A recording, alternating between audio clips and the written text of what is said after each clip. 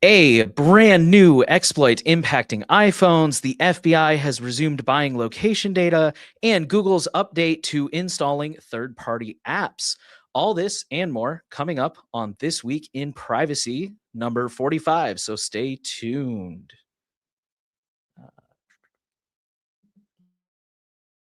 I don't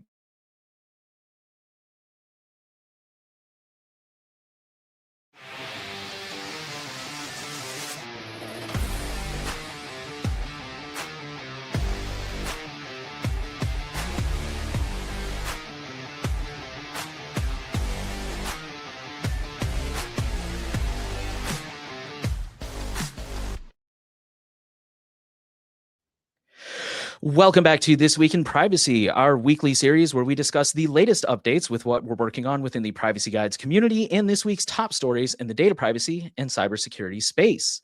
I am Nate, and with me this week is Jordan. Jordan, it's been a while. How are you? I'm good, just excited to be here and cover the latest news. Yeah, it's good to have you back. Privacy Guides, for those who don't know, is a nonprofit which researches and shares privacy related information and facilitates a community on our forum and matrix where people can ask questions and get advice about staying private online and preserving their digital rights.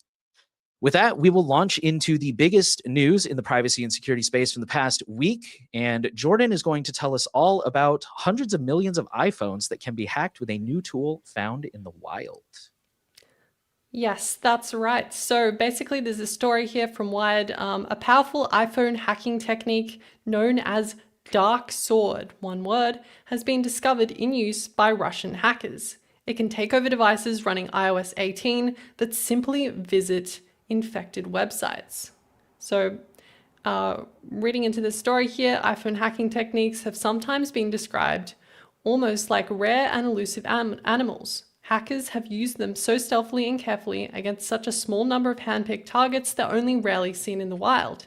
Now, a recent spat of espionage and cybercriminal campaigns have deployed those same phone takeovers tools, embedded in infected websites to indiscriminately hack phones by the thousands. You might have to take over here, Nate, because the article is paywalled for me. Oh no, that's unfortunate. Okay.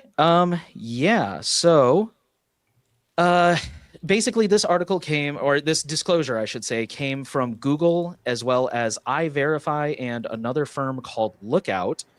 They revealed this on Wednesday, and they said that this isn't really well, I guess it kind of is. This isn't an exploit. How do I word this? This is an exploit on iPhones, but also not, because they're actually infecting websites. And then the websites are the ones who are delivering this. Again, not even payload. Further down on the article, it says that this is actually one of those malwares that can be defeated with a reboot. When your device becomes infected, it's able to grab as much data as it possibly can, and because it's not persistent, it's actually pretty hard to for these cybersecurity companies to like trace evidence of it. It's not like the typical like Pegasus or those kind of more advanced malwares that we see where there's things that they can look for. I think it's actually right here. It uses fileless malware. Hold on. Okay, yeah. Rather than install spyware that persists on users' phones, Dark Sword uses stealthier techniques that are more often seen in fileless malware that typically target Windows devices. They hijack the legitimate process on an iPhone's operating system to steal data. And then this is a quote from one of iVerify's people. It says, instead of a spyware payload to brute force your way through the file system, which leaves tons of artifacts of exploitation that are pretty easy to detect, this just uses system processes the way they're meant to be used, and it leaves far fewer traces. So yeah, the upside there is that it does not persist after a reboot, but instead it steals data from the phone within the first few minutes after it's hacked, which is called a smash and grab approach, or at least that's what this guy calls it. So it's very, it does the damage very quickly, I should say. And yeah, so I guess the pro and con here, and just in case anyone's wondering, because earlier this week or late last week, we also saw there was a malware called Karuna, which appears to be an iPhone, not state sponsored. How do I explain it? So for those who don't know, a lot of the time we see We see companies, big companies, that will spend millions of dollars to either find 0 days, or they will go to places like DEF CON and Black Hat, and they will pay big money if people there say, they do a presentation, they're like, hey, I found this exploit and it's interesting and it's never been seen before. They'll go up to those people and be like, hey, next time give us a call and we'll pay you to kind of keep it quiet. I believe it's Nicole Perlroth has a great book called This is the way they tell me the world ends. That's all about the 0 day market and everything. So if you want to know more, definitely check that out. But um, there was an employee of one of those firms who was accused of selling access to these tools to Russia. I believe he was convicted recently. And then around the same time, we saw this other malware or this other exploit called Karuna, which was making the rounds. This does not appear to be Karuna, but they do have evidence to believe that this came from one of those 0 day reseller firms. Um, which, you know what? Yeah, I'll go ahead and touch on that now. So they talk about, and I know I've said this in the past, like when Pegasus first came to light and everything, a lot of people were like, oh no, how do I know I'm infected? And we used to say, like, you're probably not, because this is not something they're going to burn on any random person. They're going to use this on like lawyers and activists and political figures, journalists, dissidents. The thing is, this Dark Sword one, iVerify's Cole argues that the fact that it was used so brazenly with no real attempt to prevent its discovery suggests that hacking techniques are now attainable on the black market, attainable enough that hackers are willing to use them indiscriminately, even if the result is their exposure. He says, if one gets burned, I'll just go buy another one. They know that there's more where this came from. So I still think the risk of falling to some of these malware is pretty low, but it does seem to be increasing, which unfortunately is something we see historically. I mean, we see this all across technology, right? Like when computers alone, when computers first came out, it was like really expensive and only rich people had them. And now you can buy a Chromebook for a couple $100, which I understand is still relatively expensive for some people. But the point is the price came down and now it's something that's much more attainable to the average person. So that does appear to be what's happening with malware here. Now, the last thing I want to touch on that was in the story, that many of you may have noticed. This only works on iOS 18, which is because Apple changed their naming scheme with the latest iOS. So this current iOS is iOS 26 because it is 2026. It would be iOS 19 if they hadn't renamed it. So this is the previous major version of iOS. However, Apple confirms that about a quarter of all their devices are still running iOS. And that could be for any number of reasons. That could be liquid glass was really, really unpopular. So a lot of people did not like iOS.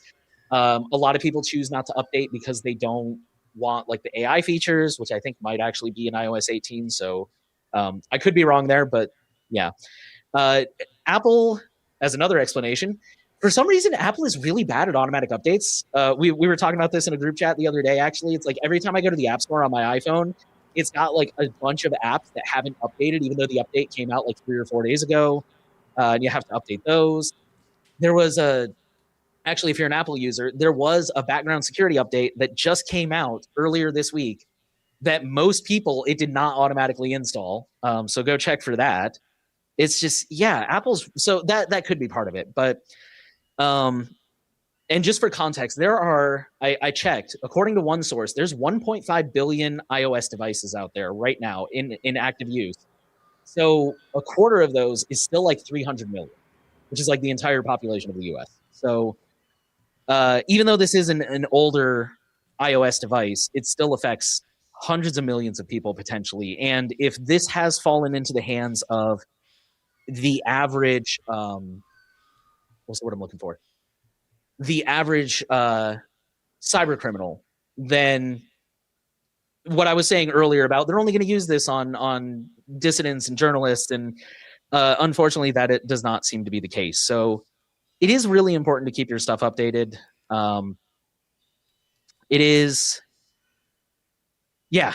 I don't know. I think that's all I got to say. Is it is really important to keep your stuff updated. And I see some people in the comments, this is a personal pet peeve. I see some people in the comments sometimes that are like, well, I'm still on Android 12 because I don't want the AI stuff. And it's like, I respect that you don't want the AI stuff, and I'm not telling you should just embrace it. But at that point, maybe you should be looking into like alternative ROMs or moving to a more trusted OS. Because yeah, sometimes these security updates really are important. I think that's kind of the bare bones of the story, and that's all I got. Did you have anything to add that I missed?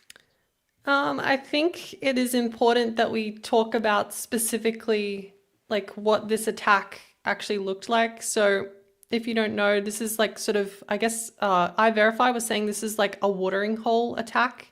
So basically that means it's an attack strategy where basically an attacker will find websites that users commonly visit, and then use those websites to distribute malware. So in this case, it was the attack was against users running iOS 18.4 to 18.6.2. So just to be clear, if you're fully up to date on iOS 18, you should be on, I think, iOS 18.7 point something. So this didn't affect, like, even if you're running iOS 18, it may not affect you. So just be aware of that. And the attack itself was basically, as far as iVerify is stating here, it was an attack from Russia, and it was specifically used on government websites, so Ukrainian government websites. So that was any website ending with .gov.ua. So basically, they were able to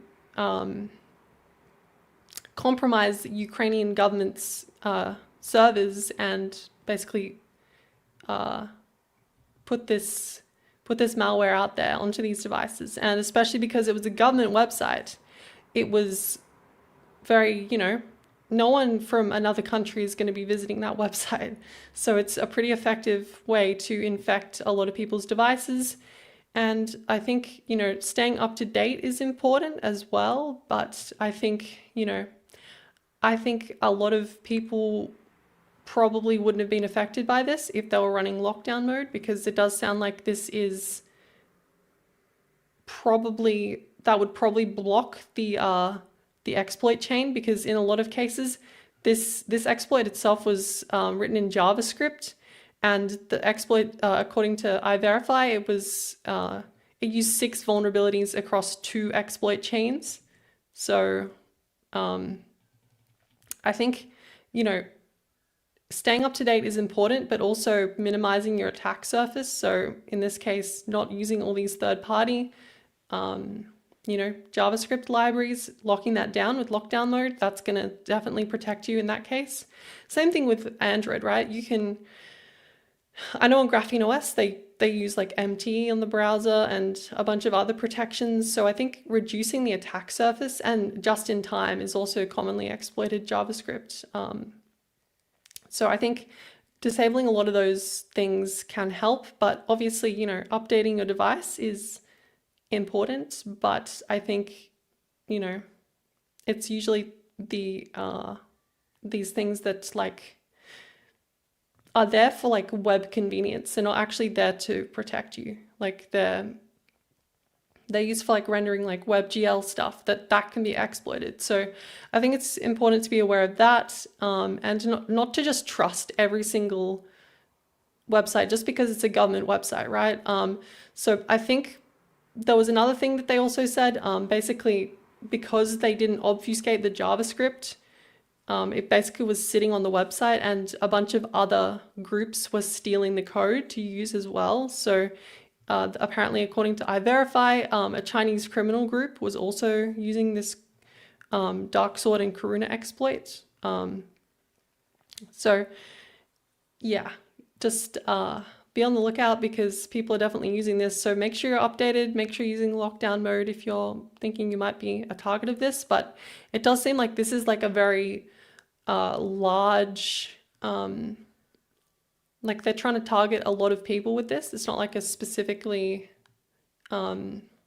not specifically targeted towards a single individual. So I'm sure that there's people in the military, in the Ukrainian military, who probably visit those websites who unfortunately have been compromised. So they're casting a wide net to get access to people's devices. But I think I think the estimate that they've given on here was on the high side. I think I saw a couple of other websites saying it was closer to 200 million devices affected. So I don't know. I think it's, yeah, just be on the lookout for that. I don't really have too much more to add. Do you have anything else you want to add here, Nate? No, yeah, that like 300 million number was just an estimate I came up with by doing the math of like 1.5 billion devices or whatever. So it may not be exact. That may be on the high side. But yeah, it's thank you for mentioning lockdown mode, because I definitely forgot to mention that. They did say that lockdown mode would have defended against this. So Apple did, like you said, they did push out an update to devices that are not able to update to iOS 26. So if you're sitting here and you're just like, I can't update, dude, like, well, make sure you get that update at least, because that would be helpful. But yeah, also lockdown mode is helpful. And yeah, like you said, that's an important piece of context. Is the whoever got a hold of this, which I think was Russia, like you said, they kind of left it out in the open. So originally they were using it specifically on like Ukrainian news sites, Ukrainian government sites, like they were clearly targeting Ukrainians.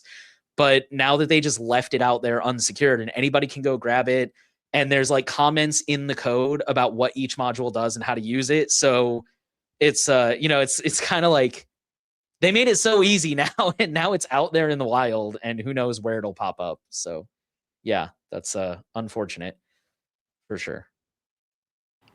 Definitely. I guess we can move on to the next story here, if you want to take that. Sure. So this next story is about the US government buying location data. And I know this probably this isn't a surprise. So back in 2023, the government put a pause on buying location data. I cannot remember if that was something that they were ordered to do by the White House or if they just stopped doing it for one reason or another, but they stopped doing it. And now I think confirm is a strong word here in the title. I believe it's that, yeah, director confirms.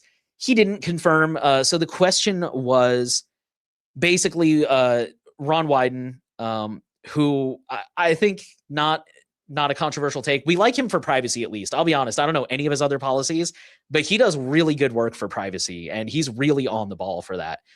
He asked the FBI, or he asked Kash Patel if the FBI would commit to not buying Americans' location data, and Kash Patel said that the agency, quote, uses all tools available to do our mission. So he didn't directly say it, but I mean, come on, when he refuses to admit it, for sure. So this is a outside of the privacy space, because I think in the privacy space we all universally recognize that this is an awful thing that needs to stop. But even in mainstream circles, this is a very controversial thing that the US government does, law enforcement, because law enforcement is supposed to get a warrant whenever they want to search your data. And by going to these third-party vendors, they don't have to get a warrant. But the article notes that, interestingly, this is well, okay, maybe this isn't a one-to-one, but the FBI claims it does not need a warrant to use this information for federal investigations, though the theory has not yet been tested in court. So the way that I read that is like, maybe this whole going to third-party brokers, if that went to court and a judge said, no, you can't do that, then maybe that would become illegal. But it has not yet been to court. Or maybe it is just totally legal. I believe Wyden has in the past tried to introduce a bill. It was called like the Fourth Amendment is Not for Sale Act or something, which would have outlawed this specifically. But of course, it did not pass. And now I know I think Section 702, if I remember correctly, which is what allows the NSA to like bulk collect data, that I believe is up for renewal and hopefully will not get renewed. But then it says here at the end that Wyden and several other lawmakers have introduced a bipartisan act called the Government Surveillance Reform Act, which, among other things, would require a court-authorized warrant before federal agencies can buy Americans' information from data brokers, which, personal opinion, does not seem unreasonable. Like, I don't think anybody's telling them not to do their job. I think we're just telling you to go through the proper channels where there's oversight and there's accountability. But I don't know. They seem to disagree for some reason. The last thing I want to mention here, this has become a little bit of a personal crusade of mine. It says here, for audio listeners, it says that U.S. Customs and Border Protection, excuse me, U.S. Customs and Border Protection purchased a bunch of data sourced from real-time bidding or RTB services, according to a document obtained by 404 Media. So, for those who do not know about this, there's a lot of really good resources out there. EFF has an article. I've mentioned before that Byron Tao has a book called Means of Control that dives in deep into this. But the way that ads on the internet work is you go to a website that has ads. Let's say Reuters, because as much as I like Reuters, their website is littered with ads. Most news websites are. So you go to a news website, and when there's that ad space, they basically open it up for bidding, just like any given auction. They're like, who wants this ad space? Who's willing to pay the most for it? And in order for those advertisers to decide how much they want to pay, they get your data. They get a copy of your data so that they can decide, oh, this person is worth this much to me. And then they submit their bid, and whoever wins, you see that ad. The thing is, they don't have to bid to get your data, which in theory makes sense, right? Because if they get your data and they're like, oh, never mind, I don't want to bid, but they still have that copy of your data. And so this is a proven thing. There are companies out there who will enter the advertising ecosystem just to get a copy of your data and then turn around and sell it to people like the FBI.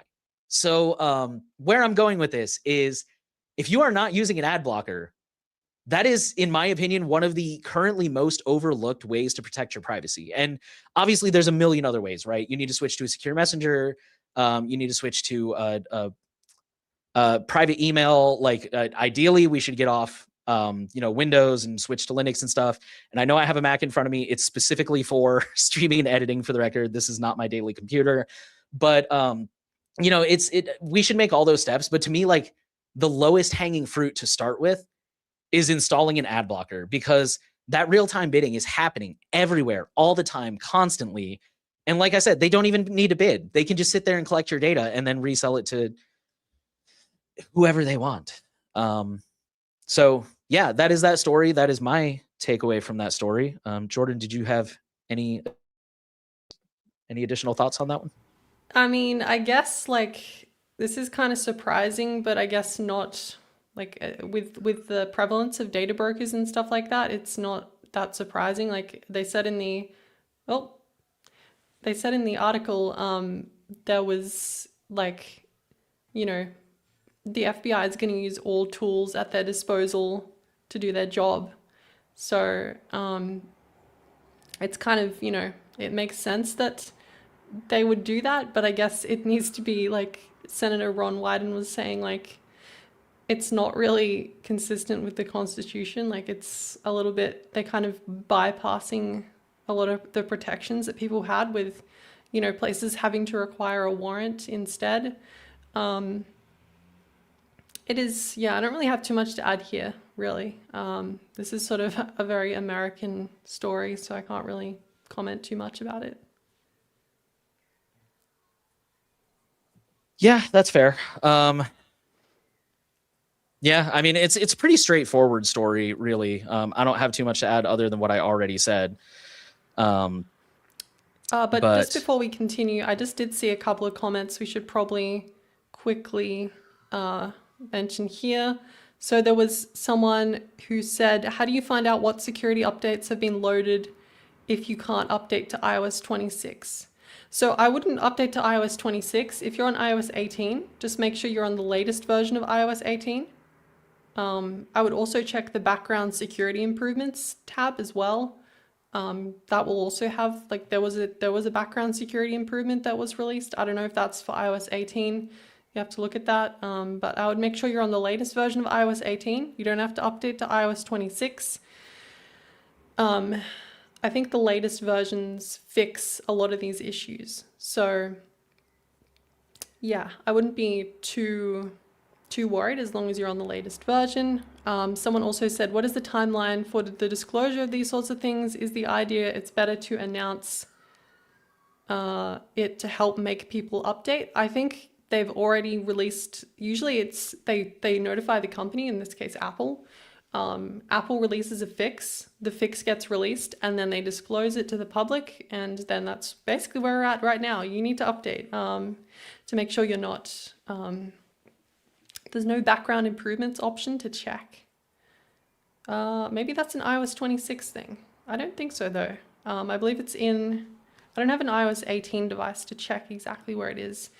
But there should be a setting there. But yeah, we're in the point right now where you need to be updating. That's why iVerify came out with like this whole press release, I guess, about the dark sword attacks and Karuna stuff. So yeah, it's kind of unfortunate, but I think people should be.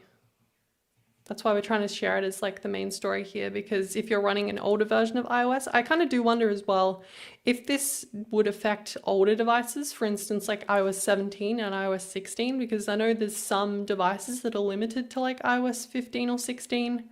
So it'd be interesting to see if they're also affected. But yeah, I think this is one of those things where you need to be using, I think lockdown mode doesn't really introduce that many problems now. Like a lot of websites have already fixed out, oh, it's only iOS 26 that has background improvements. Okay. I thought it was I think they called it something else. They called it like rapid security responses or something. So maybe, I don't know, that is a good point, I guess. Looks like Nate is back here. Hello. Hopefully I'm back. This is the first really warm day we've had of the year, and I think my camera was overheating. So if it goes out again, I apologize, y'all. But I think I found a solution for now that can get us through the episode. Awesome. Then why don't you take us into the next section of the show here? Yeah. So in a little bit, we're going to talk about Google's updates to their third-party app installation procedures. But first, we're going to give some updates about what we've been working on at Privacy Guides this week.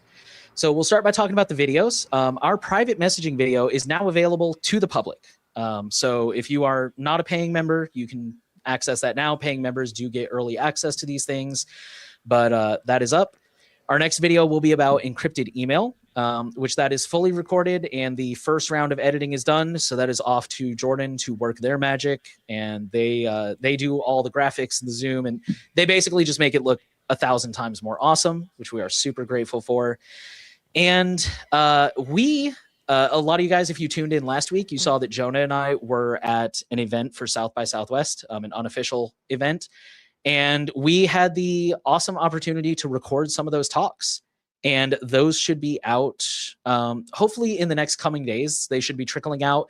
There's only a few of them, but they were really insightful and really good. And we wanted to share those with you guys. So expect those in the near future. Awesome. Yeah. I think there's also yeah, Nate's kind of been piling on the videos for me to work on, so I've got quite a big backlog now, which is great. So definitely be on the lookout. I think we're trying to have something come out next week for our members. Hopefully that encrypted email video. That's the plan at least. So definitely look out for that. And there was also a couple of extra things we should have mentioned. We had Privacy Guides news articles coming out. So Freya is working on that every week. And we have a couple of new articles that came out this week. One was about Instagram ending end-to-end encryption on their DMs, which is kind of very surprising, I guess, but also like Facebook being Facebook, I guess. They just end up making their product worse. I don't know. Instagram has notified its users that it will no longer support end-to-end encryption after May 8th. So if you use Instagram, I feel like not many people in our community are using Instagram, but it's good to know, good to put the info out there. And there was also another one about, we were debating on talking about this one, but Pokemon Go players' data was used to train visual positioning AI. So there was a parent or a spin-off company from Niantic, which basically runs Pokemon Go, and they used images from Pokemon Go to train its visual positioning system. So that is kind of scary too. Freya did a great write-up on that, so definitely check that out as well. And there was also another thing, it's kind of another thing where we're keeping on the lookout, which is like the homomorphic encryption. Intel made an advance in that area. I think it's a lot to do with these, the ability to do server-side processing end-to-end encrypted. So the server processes the data, but it isn't available for the server to access, which is kind of a problem we have with like AI at the moment, because it's kind of hard to run that on your device as well. Like, you need a lot of RAM, you need a lot of CPU processing power. Mobile devices can't really do that. So yeah, this is basically a trusted execution environment which segregates the CPU using encryption. Definitely read into it. Free did a great write-up of that as well, explaining the whole system there. So if you're interested in that, check that out too. But yeah, if you want to stay up to date with that stuff, you can go to privacyguides.org/news if you want to check out that.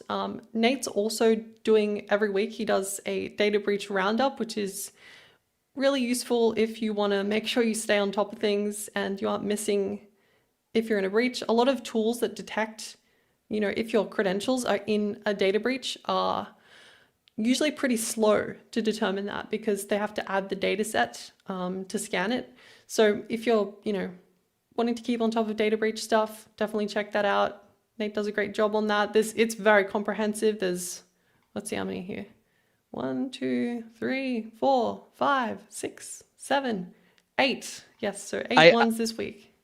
I basically write about any data breaches that come through my RSS feed that affect individuals. If it's like company had their source code stolen, I don't usually cover that stuff. But yeah, so it varies week to week. Sometimes there's like 3, sometimes there's like 12. So kind of a midweek, which is, I guess less data breaches is better. Let's normalize less data breaches. But yeah, that's kind of what we've been working on this week. I guess we can head into the next article here. Nate kind of mentioned it before. Basically, Google is making changes to, if you haven't heard already, there was this whole project with Keep Android Open, and basically Google was trying to combat malware by basically restricting application installation on your device, but it was usually apps outside the Google Play Store. So it would stop you from installing that. And there's been a huge amount of backlash to this as well. Like we signed the open letter to Google with Keep Android Open. I don't know if you noticed that on our socials. You can share that with your friends and family. Get people talking about this, because I think it's important that, people are pushing against this, because it's basically Google using their power as a monopoly here. Like, they do have control over the Google Android ecosystem. It allows them to make these sort of wide-reaching changes with really no one to stop them. Well, I guess we are trying to stop them, but clearly we do have some power, because this week there was a change. Actually, it was, I believe, today or yesterday. There was a change. Google detailed a new 24-hour process to, we're not going to mention sideload here. We're going to say install unverified Android apps, because that's what it is. You're not sideloading, you're installing. So Google is planning big changes for Android in 2026, aimed at combating malware across the entire device ecosystem. Starting in September, Google will begin restricting application installation with its developer verification program. But not everyone is on board. Android ecosystem president Samir Samat tells ours that the company has been listening to feedback, and the result is the newly unveiled advanced flow, which will allow power users to skip app verification. So I think one thing to mention, like right off the bat here, people will probably have, they'll probably be thinking like, oh, does this affect my Graphene OS device? Oh no, I'm not going to be able to install apps without going through this sideloading installation process that warns me I'm installing something. No, this is affecting Google Android devices. So just to put that preface here, so basically, as Nate's showing on the screen, there's now this new advanced flow for power users to install apps from unverified developers. So basically, Google wants developers to register centrally with them, which often requires payment, identification. Not many people who create these, independent, free and open source apps want to verify through Google. It's the whole point, right? Yeah, so there's a $25 fee. These independent developers, I think a lot of independent developers aren't really up to paying the $25 fee. Like I've seen people who were kind of like, oh, I don't want to pay Apple's $100 a year thing to publish on their app store. Same thing in this point, like $25 for someone in India might be a significant amount of money, or in Turkey, or a country where the currency is worth a lot less. So I think that also puts another barrier on people where they would be able to release apps without having to worry about that. But it does seem like Google has folded a little bit here. Basically, the whole flow is that it makes sure no one is telling you to turn off, to allow you to install from unverified sources. Basically, it'll say, yes, someone is guiding me, no one is instructing me, and then it starts a security delay of 24 hours. And once that delay has been passed, then it allows you to select which option you want to do, which is turn on temporarily, which will allow installing unregistered apps for 7 days, or turn on indefinitely, which will allow unregistered apps to be installed indefinitely. And it does give you a confirmation tick mark. You can select install anyway. I think this is really just, we can kind of read, Keep Android Open did actually put a response to this. So let's just have a look at what they said. But I think you can take that, Nate, if you want. Sure. Give me 1 second. I'm pulling that up right now. I had that tab open and then I closed it. Okay. So Keep Android Open. Yeah, they did. They said this is not a solution. And they kind of highlighted some of the issues. And this is the actual workflow. I think this is actually copy and pasted from that article we were just showing you guys. But they say you have to enable developer mode, which I think this is to kind of illustrate to people why this is a little ridiculous. And that, to me, this also was like the first thing that I was like, oh, but why? For those of you who've never enabled developer mode, you have to go into your settings, you have to go to About Phone, and then you have to find software build number, and you tap that 7 times. Which, I mean, obviously it's tapping a screen. It's not that hard, but just the fact that because once you enable developer mode, then you unlock a whole new menu of settings. And it's just kind of like, but why do we have to go in there to enable this? That is very onerous. And then they point out that they call these scare screens, confirming that you are not being coerced. There's another scare screen warning. And then, of course, the 24-hour waiting period, which, as Jordan noted, Google's argument for the 24-hour waiting period is that, so I'm not trying to defend Google here, so follow me on this one. From what I understand, sideloading malicious apps is a much bigger problem in other parts of the world outside America and Europe. Like, I think they said it's going to roll out in like Brazil. Yeah, here it is. Brazil, Singapore, Indonesia, and Thailand. And that's because those are the areas where these types of scams are extremely common. And the way those scams will work is they'll call you with some kind of pretense about like, oh, your bank account's under attack or whatever. We need you to update to the latest app, but it's not in the app store yet. So we're going to have you sideload it. And they walk you through the process. So the idea is that if there's a 24-hour waiting period, like most scams, as you guys probably know, most scams rely on urgency. They want you to just do it now so that your brain doesn't have time to kick in and go, wait a minute. Like, I don't know if, some of the older members of the crowd might remember, and I'm counting myself when I say that. Back in like 2010, there was a scam going around that was like, oh, I was on vacation in like, was it like somewhere in Southeast Asia, not India, but like not Thailand. I can't remember where it was. But anyways, I was on vacation in this part of the world, and they, I lost my passport and I got arrested, and I need you to wire me like $2,000 to buy a new passport. And I remember I got that one from my mom, and I just laughed and deleted it because I'm like, we don't have the money to be traveling like that. Like, I know this is a scam. There's no way. And so, but a lot of the time, like, when you get those, the idea is like, oh, I need it quick, or they're going to, my hearing is tomorrow. Like, the embassy is going to be closed this weekend. Like, they want you to not think and to just do it. Because once you start to think, you're going to be like, wait a minute, why didn't they tell me they were going to Thailand? That seems like really big news. They would tell me.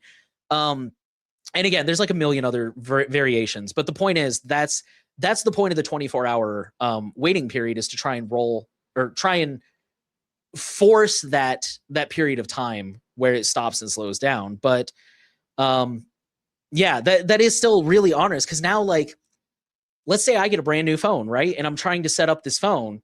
And, being in privacy, I do a lot of installing. I do a lot of app installing from outside the Play Store. And so now when I get that phone, I have to enable this and then wait a whole day before I can actually start setting up my phone, which is really not cool, especially if, I don't know, your phone blows up or something. Wouldn't know anything about that. But anyways, yeah, all that to say, like, I agree with them. I think this is really, on the one hand, I feel a little bit of sympathy for Google, just a little bit, because they do want to, they pointed out here in the actual article, they said that, where was it? Yeah, in a lot of countries, there's chatter about, if this isn't safer, then there may need to be regulatory action to lock down more of this stuff. And I don't think I don't think that it's well understood that this is a real security concern in a number of countries. And that came from Google's spokesperson, which, yeah, I mean, obviously he's trying to push his narrative, but I think he's right. I think this is a real security concern that Google's trying to solve. However, I also don't have a lot of sympathy for Google, because I feel like every month, at least once a month, usually more than once a month, I read an article from like Bleeping Computer or Ars Technica that's like, oh, Google just removed an app from the Play Store that was malicious and it had like 500,000 downloads, or, a million downloads, or a couple million downloads. And it's like, I never read those stories from Apple. And again, Apple's got problems. I'm not trying to put them up on a pedestal, but my point being is, like, and they do happen with Apple, for the record, I've seen them, but those happen a couple times a year tops. Whereas with Google, again, it's like almost every month, sometimes even more than that. So I find it kind of hypocritical that Google's like, oh, we need to fix this problem, but you're not necessarily guiding people towards a safer alternative. You haven't really made the Play Store safer, in my opinion. So it kind of weakens their argument. But yeah, I don't know. I think if we want to give Google the benefit of the doubt, which I know a lot of people don't, I think they are trying to strike. I think now, because there's pushback, they are trying to strike a balance, but I definitely understand that this does feel very heavy-handed. I'm not looking forward to the idea of, like, I'm getting a new phone and now I have to wait 24 hours, which, I mean, I guess I use custom operating systems, so that, the classic, like, that won't affect me. But, my wife still uses stock Android, and she's not ready to make the jump to custom operating systems yet. But she does use, like, Neo Store and some of those alternative side loading, those third-party app installation features. And so it sucks that it's like she's going to get a new phone and it's like, hey, first thing you do, go in and turn this on, because we got to wait a whole freaking day for it to get out of the waiting period. So yeah, I don't think this was the best solution they could have come up with. And I think they, I don't know. I don't know what is the best solution, but yeah, I think this is really heavy handed, and I would like to see something even less obnoxious than this personally. My big thing is the developer settings, but I know there's other issues as well. Yeah, I agree. I think this is obviously it's not ideal, but I think it's important to remember here a thing that the Keep Android Open team was saying here is this entire, like the thing that we showed before that Nate had on the screen, it was the entire flow is delivered through Google Play services. So it's not actually part of the Android operating system. So the thing with Google Play services is that it kind of just automatically updates and applies changes to your operating system without your consent. This is useful for Google because they need to roll out fixes or introduce new features, but when it starts being about whether you can actually install apps from third-party sources, I don't think we want Google to be the arbiter. I think, they state here the advanced flow has still not appeared in Android beta, dev preview, or Canary releases. So basically, this entire flow that they're displaying is basically just a blog post and some UI mockups. So I think we should wait until we see how exactly this works, until we actually get our hands on it. I don't think anyone should be accepting this. And I think there could be a better way to do this. I don't know what that solution would be, But I think, as soon as you start placing restrictions on third-party developers, I think it's where it's getting to the point of like a slightly anti-competitive. I mean, a lot of these apps aren't trying to make money, but I think, everyone should get a fair chance of being installed on someone's device. People should be allowed to choose what they want on their device.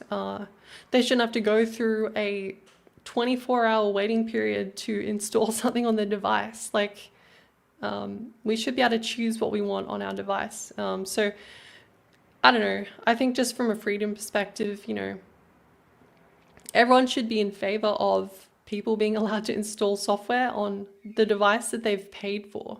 Like, Google is basically just becoming the arbiter of app installs on your device. It's like a very, I don't know, like people definitely wouldn't have accepted this like 10 years ago, but I feel like we've gotten to a point now where like everything is so locked down, like restrictions on apps are becoming worse and worse. So people are more likely to accept this slight compromise that Google's made here, but I think it's still not time personally. I mean, I know Nate said like he felt like it was a decent middle ground. I think it's okay, but I think we can definitely push Google for something a bit better. And hopefully we'll actually see an implementation of this before it actually gets released. Because I think right now we've only got like 163 days until it's locked down. So we need to see a working prototype. We need to see at least something from Google to know that this is not kind of just a sham to make everyone stop talking about this and be like, Google has announced that they're going to fix it. You don't need to worry about it anymore, everybody. And then, Google rolls out the original implementation. But yeah, someone says Play Store sucks. And yeah, like I think Nate just said, like there was so much malware on the Play Store. I don't think it's like particularly useful that they're saying, obviously there's a larger percentage of malware used through this unverified apps, right? But I don't think the Play Store is also very safe because, I've got grandparents, I've got older people in my life, and they absolutely will install a torch app that requires your GPS location and your camera and your messaging history and your contacts, and they won't bat an eye at that. And that's clearly like a data harvesting app, but Google Play has no problem allowing that app to be installed on people's devices. There's apps that like spam your phone with notifications and like ads. That's perfectly fine to exist. I think, yeah, every store is gonna have malware and issues. I think even really curated ones are going to have apps that have vulnerabilities as well. And I'm sure something might sneak through eventually. It's not like there's definitely not a 0% chance. And I think, yeah, most people would prefer, most people probably don't even know that there's another way to install apps. Like most people would just assume that Google Play is like where you get your apps from. Like it's kind of a problem that Google's created because they want to be the #1 place to get apps, right? So yeah, anyway, sorry, I feel like I've been rambling a little bit, but hopefully that helped add some points to discuss here. I mean, I ramble plenty, so it's totally fair. Yeah, and I mean, just to kind of back up what you were saying, like, yeah, there's never going to be a perfectly vulnerability-free store. I mean, like I said, it happens to iOS every now and then. It's just, it happens a lot less on iOS. And I feel like, to Google's defense, to what you were saying, is they will remove apps, as far as I know, once they get found. But it's the fact that they got there on the first place. Like, why does this happen so much less on iPhone?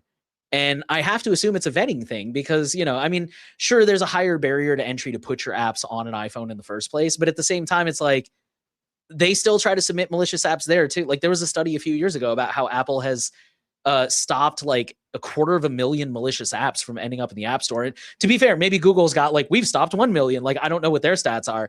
But my point being is like, clearly Google could put more effort into this. And I just feel like it's really disingenuous to be like, we want to keep people safe, so we're going to push them into our store, which is only marginally safer, arguably. And it's also like a, what do you call that? Like a survivor bias or a confirmation bias, where it's like, okay, sure, we hear about all the maliciously third-party unverified apps that get installed, but at the same time, what about the, at least 50%, probably more than that, of the apps on my phone are third-party unverified apps. They're, Nextcloud, they're trying to think what else I have on there. I don't know. My brain's drawing a blank, but they're all things that like Signal, they're all things that I can obtain from outside the Play Store. So I prefer to do that because I don't want the Google Analytics there.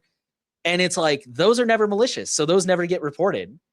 But, it's, yeah, I don't know, but it's crazy. And just to be clear, I didn't necessarily say I like this solution. It's just not as crappy as what it was. But yeah, it's still not great.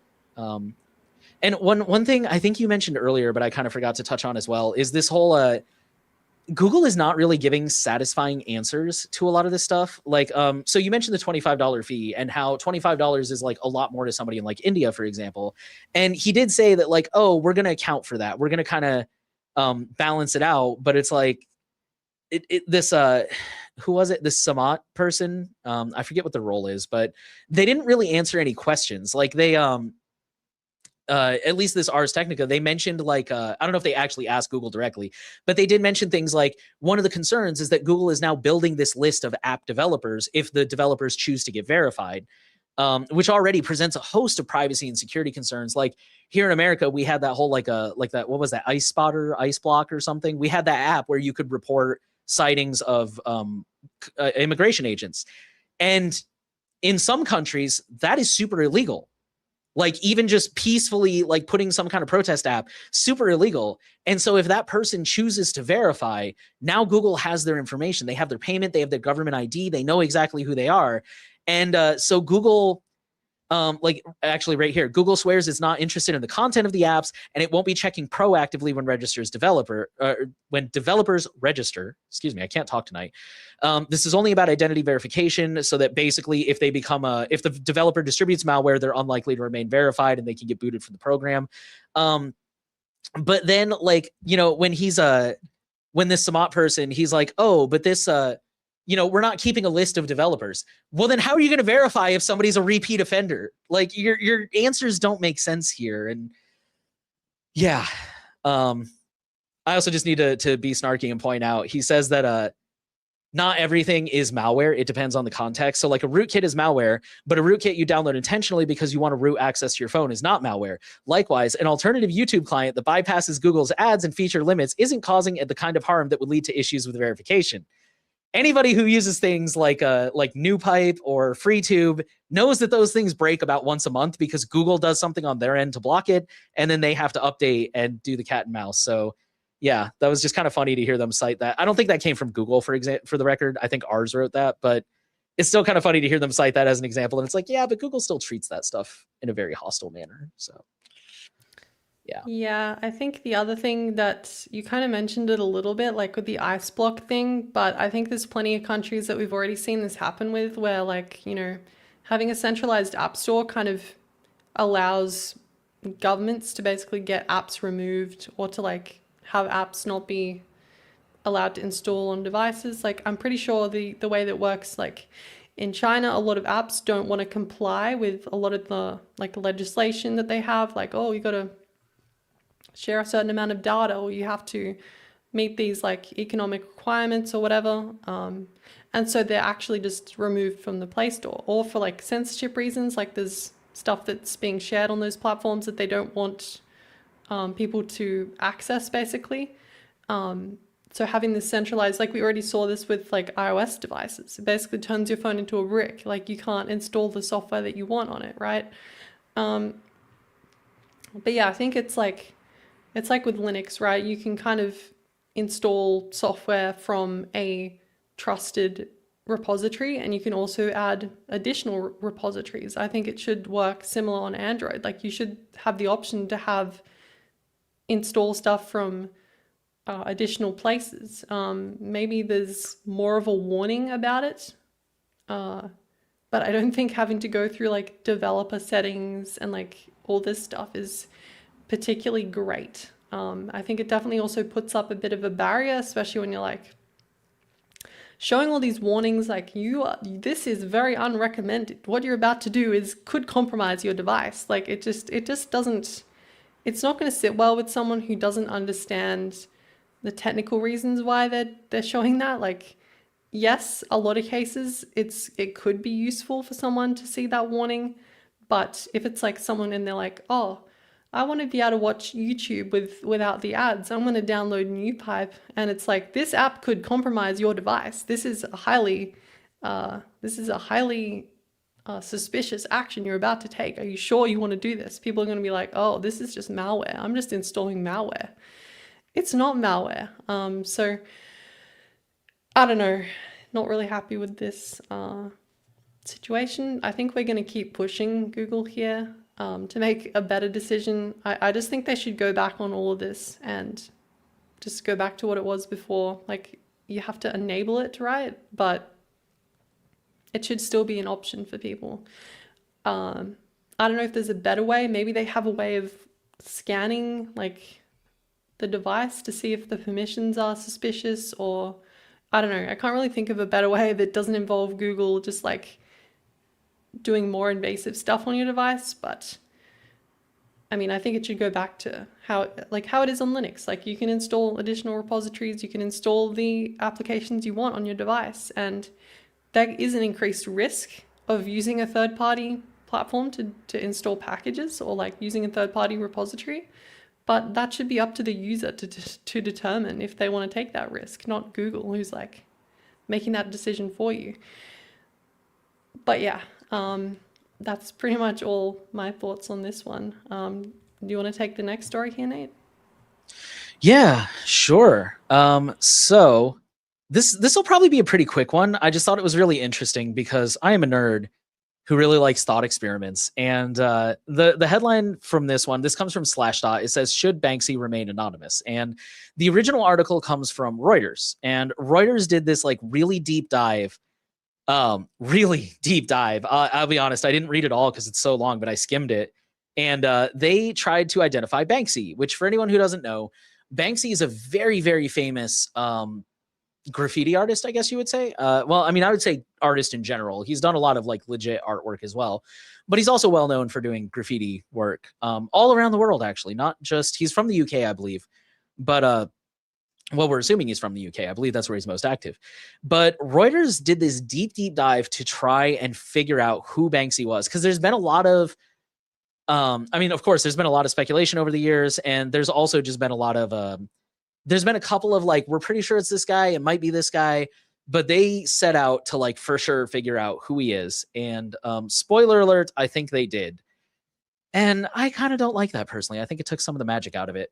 But I liked this headline of "Should Banksy remain anonymous?" And I thought that was something interesting to think about, because there's a few different angles here. One of them is like a legal liability. Like, this dude is technically a graffiti artist, although I don't think it's here in the Slashdot summary, but in the actual Reuters article, they mentioned how like he does kind of seem to get a pass because he is so well known, and to be fair, his art probably brings a lot of tourists and stuff. So even though he's technically doing illegal things, other graffiti artists have noticed it's like, if I did that, I would absolutely go to jail. But the police don't even seem interested in figuring out who he is anymore. They're just like, yeah, whatever. He made some art. Let's clean it up and move on. But they also talked about, his lawyer, when Reuters reached out to them and said like, hey, we want a statement for this piece. He urged us not to publish this report, saying doing so would violate the artist's privacy, interfere with his art, and put him in danger. They pointed out again that what he's doing is technically illegal, and the police could come after him, and it could stifle free speech. So it was really interesting. I mean, I have a feeling our whole audience is going to say like, yes, he should remain anonymous, or maybe not. Maybe you're one of those like hardline lawful good people that's like, yeah, it doesn't matter if he's not doing any real damage. I mean, he's costing some people some paint on their building, but other than that, he's not doing any real damage. Let him do his thing. But it was just really interesting to see this this again huge deep investigation on the front page of Reuters that kind of challenged like I don't know. It was just really interesting. I don't think I have much more to add than that, to be totally honest. But to kind of like where is that line? I think that's kind of where my mind went. Is like where is that line of like again, yes, he's doing something illegal. He should not be allowed to do that, but also like free speech and free expression and it's not just the UK. He protests things all over the world. Like he's drawn on the walls in Palestine, separating Israel from Palestine. Most recently, he was in Ukraine, which is what sparked this investigation. So it's not all like him living in a repressive regime, criticizing his government. Well, I don't know. Some of the stuff I've seen come out of the UK lately has me really worried. Maybe he is living in a repressive regime, but it's not all that. It's also him going to other places around the world just to make all kinds of statements, all kinds of political statements, I guess. But just kind of the hippie stuff. Like why can't we all just get along? Kind of political statements. But it's yeah. Like I said, I really don't have too much to add to that one. It's just an interesting story that I thought was a good discussion about, I guess, about like public interest, right? Because we think about that a lot too, about famous people and how much privacy versus transparency do they deserve depending on their roles. And I don't know. I like thought experiments. I think that's what prompted me to want to talk about this one. I don't know if you have any thoughts Yeah, on this. I think, when it comes to art, I think there's plenty of artists that do this sort of stuff, like not just Banksy. And, obviously the government is not going to be super happy if you're like defacing a public building or like I think defacing is certainly up in the air, right? Like I think in a lot of cases, it's very much like, trying to make a message, trying to make a message publicly, people publicly aware of an issue. For instance, like I don't know if we've had a lot of like street art just like pop up in Sydney, Australia, like, and it was never, it was never publicly sanctioned. It's just a lot of it's to do with like, street art, criticizing the government, criticizing like social justice issues. I think, it's not really hurting anybody. So I think, maybe it's showing an artist's vision. I think in a lot of cases when there's like graffiti, it actually brings people, like Nate said, it's like a tourism thing, especially when it's like a famous artist. There's plenty of places where there's like graffiti in places, and people come there just because they want to take pictures. It doesn't have to be any famous artist, right? But I think, it's part of the community. It's part of like, it's kind of an expression of people who live in that place. So I don't know. I don't think Banksy's identity should be like revealed, obviously, because I think, people should be able to choose whether they share that information or not. I think it just applies. It doesn't really, I think someone could definitely make the argument that because he was technically committing crimes, or like not crimes, I guess, maybe like I don't know what you would classify graffitiing as, like vandalism, I guess, maybe. But Yeah, some kind of misdemeanor, I think. yeah, so I think, it's up to the community to determine whether it's acceptable or not, I guess. I think, there's definitely a difference between like a lot of people just do like tagging stuff, or they like put their name on something. That's not really art, that's just like vandalism. But I think if it's actually something that's trying to display a message, I think it's a little bit different. Like social commentary and stuff, I think is definitely more acceptable. But I think, legitimate actual street art is definitely on a different level. But I think it's definitely, I think one of these things where it's down to someone's beliefs, as a person. Like it's not really a very clear cut thing, I don't think. Where there's a clear cut obvious answer. But I think in this community, it's like, I think people should be for protecting artists' privacy, protecting anyone's privacy if they don't want to have their identity revealed. But yeah, I think, yeah, I don't really have too much more to add. Do you have any thoughts? No, yeah. I mean, yeah, I was really disappointed to see that they went ahead and published his name anyways, or who they believe it is. And I'm with you on the one hand, because like to me, it's like I don't think his message is controversial. You know, I could see the argument of like, well, let's say I own a business and he graffitis the side of that business with a message that I don't agree with. Like, okay, I hear that, but he's not, in my opinion. I mean, I don't see anything controversial about any of the stuff he's posted. I mean, for the record, I don't follow him super closely, so I don't know if somebody's going to go dig up and be like, oh, go look up this painting. This was like super political, and somebody may not agree with that one. But you know, again, all of his like the one he did on the wall in Palestine was like it was like it was or not forced perspective, but you know, it was like it was a lifelike painting of like a hole in the wall, and it was like this beautiful beach on the other side.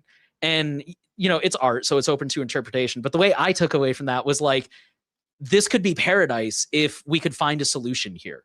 And he wasn't trying to say what the solution is. He was just trying to say, like, be human, be kind to each other, and figure out a solution. And it's like, I don't think that's a particularly controversial take personally. But yeah, so I mean, it's I don't know. I think there's much worse crimes in the world. But yeah, it was just I don't know. He's so yeah. I was disappointed to see that Reuters went ahead and published it, but it's interesting to think about, because I think about that a lot as a you know, quote unquote semi-public figure, is like, how much transparency do I owe people versus how much privacy do I get to have as an individual? And it's I don't know. Yeah, life is full of nuance.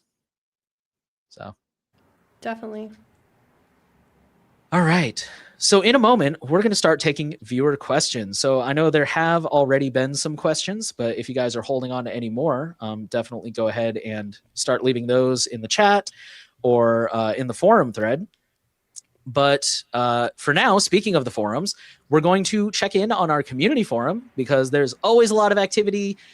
This week has been no exception, been a very busy week. So here's a few of the most interesting discussions happening. And the first one we're going to talk about is, there's a community discussion about Firefox's new features. So for those who don't know, Firefox, I believe it's 149, is coming out here pretty soon.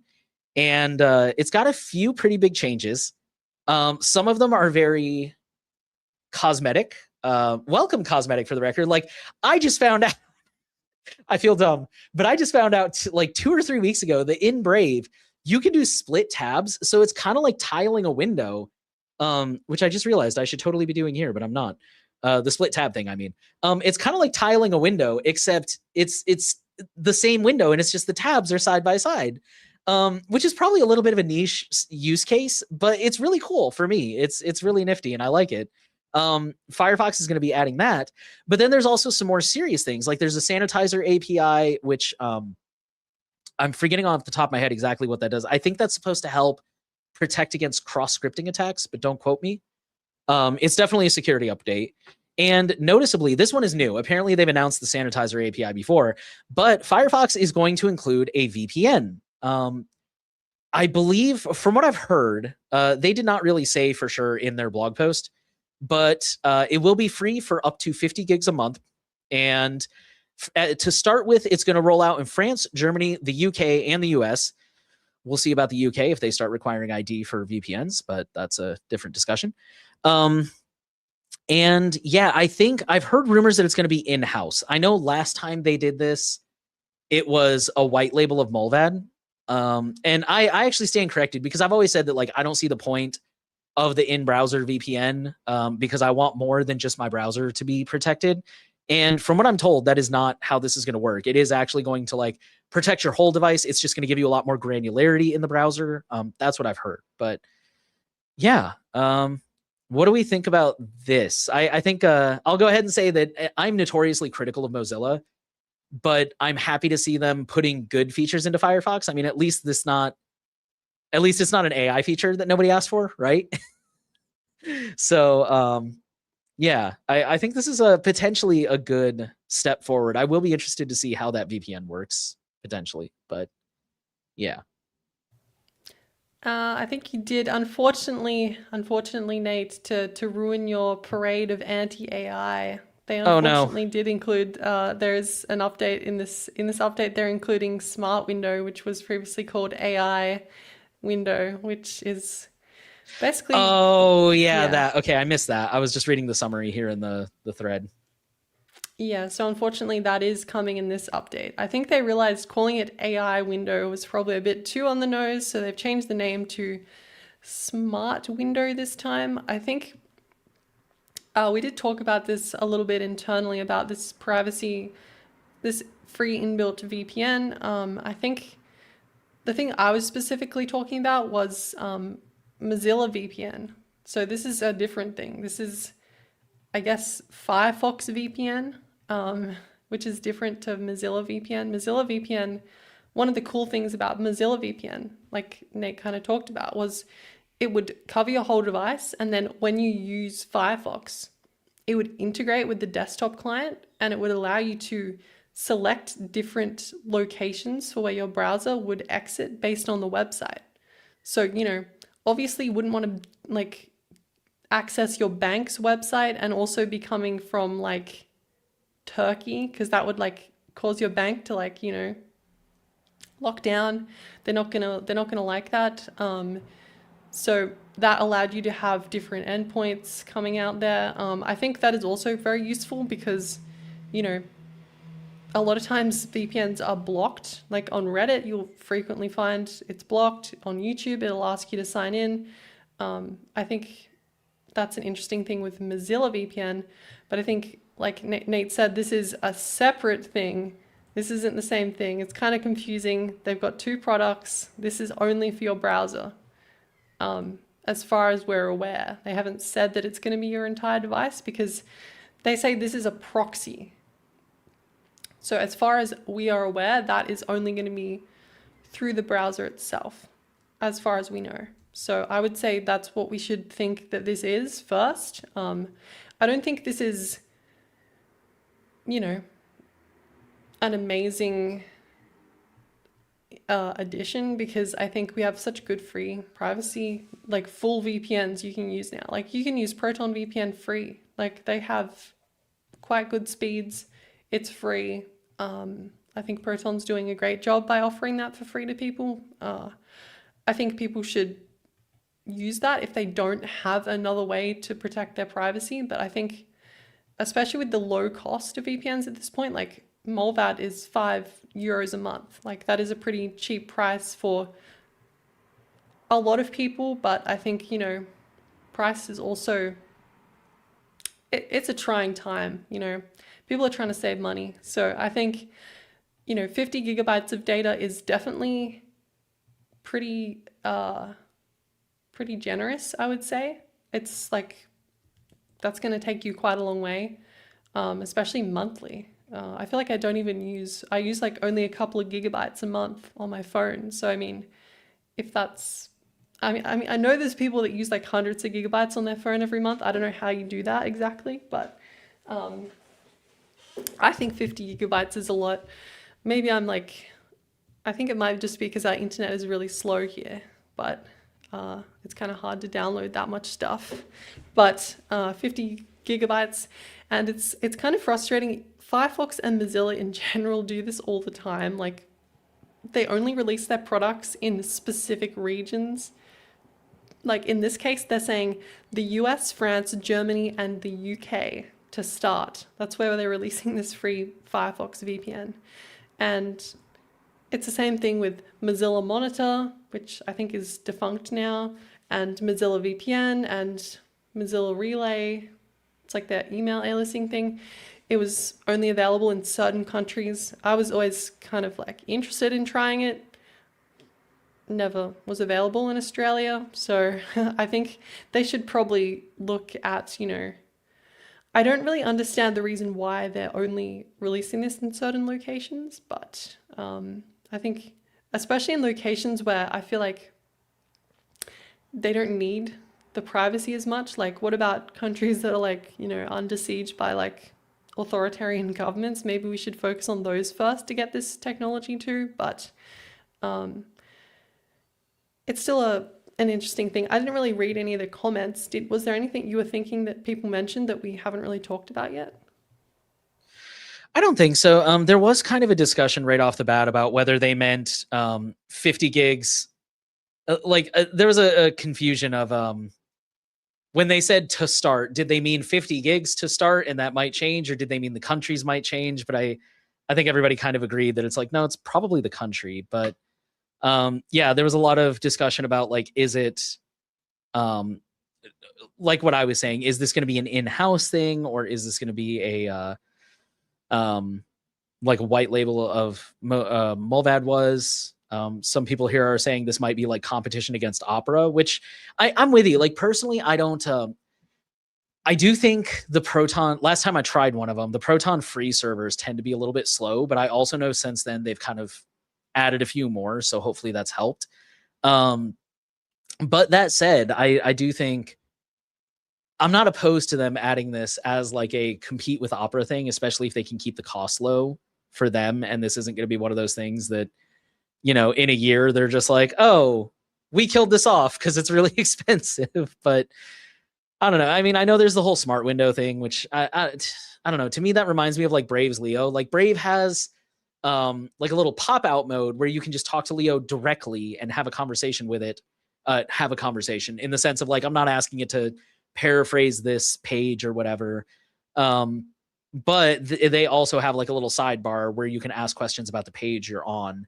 And they say that this will be completely optional. So I don't know. To me, that's just competing with Brave, which again, I don't know. It's just, it's good to see them mostly focusing on the browser again and not buying like ad companies or fake review plugins or, yeah. So, Yeah, I think one interesting thing you said, oh, this is like, I feel like Brave also has like a VPN built in. Vivaldi, they actually oh, partnered they with do. I forgot Proton. about that. So I think it's more of a, I think they're going more to try and challenge Vivaldi here and Opera.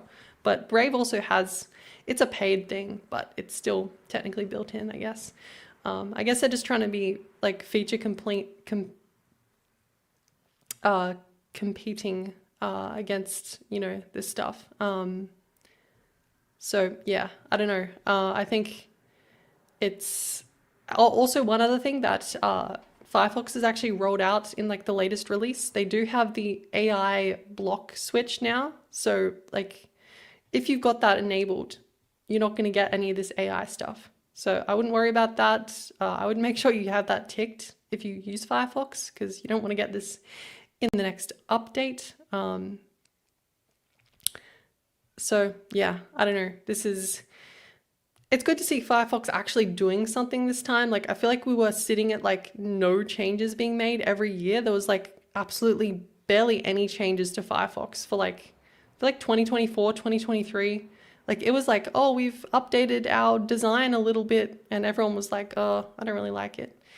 So it sounds like there's at least something. Mozilla is doing something with Firefox to actually make it profitable. I don't think it's going in the direction I would like. I don't think many people agree that it's going in the direction they want. And I guess with all this AI stuff, I think it's pretty, you know, it's pretty, it's pretty tricky to not to avoid at this point. Like every company is basically rolling this stuff out. At least Firefox is making it easy to opt out.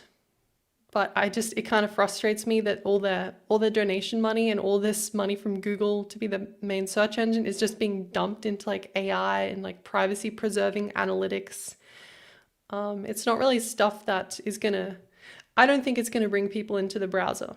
But I think if they actually made some big changes and listened to what community people actually wanted from the browser, I think they could.